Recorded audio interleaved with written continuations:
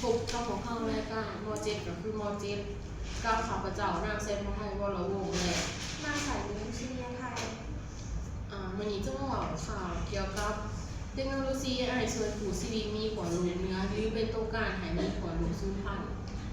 ปัจจุบันมีกระแสทางว่าเทคโนโลยีที่ทันสมัยคือ AI ส่งผลกระทบต่อสิ่งแวดล้อมจนเหตุให้มีผลลงเสี่ยงสูญพันธุ์แท้หรือบ่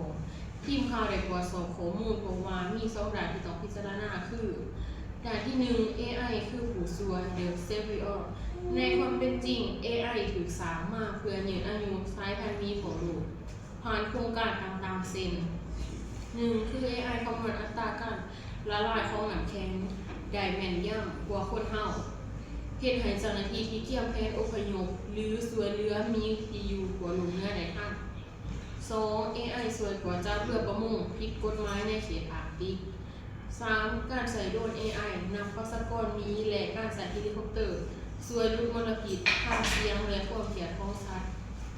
ส่วนด้านที่2คือเหรียญอีกเรื่องหนึ่ง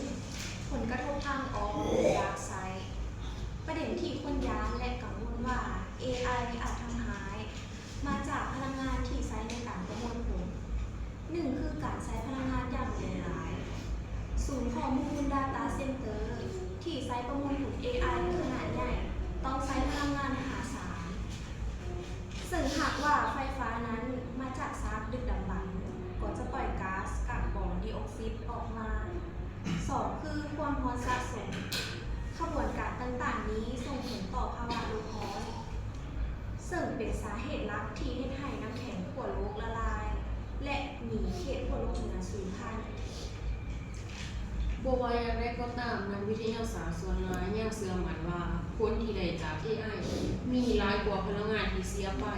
เพราะถ้าบ่มี AI เราก็จะบ่มีโอกาสชนะในสงครามภูมิอากาศนี้ได้ซึ่งการใช้ AI นั่นก็อยู่ที่ว่าเราจะเลือกใช้เทคโนโลยีนี้อย่างยั่งยืนเท่าใดและนี่ก็เป็นข่าวและนั่นก็เป็นข่าวทั้งหมดของมื้อนี้ขอบใจแหล่งข่าวที่ได้มาจาก Google Gemini และอ้างอิงข้อมูลมาจากโครงการ VRID แล้วพบกันใหม่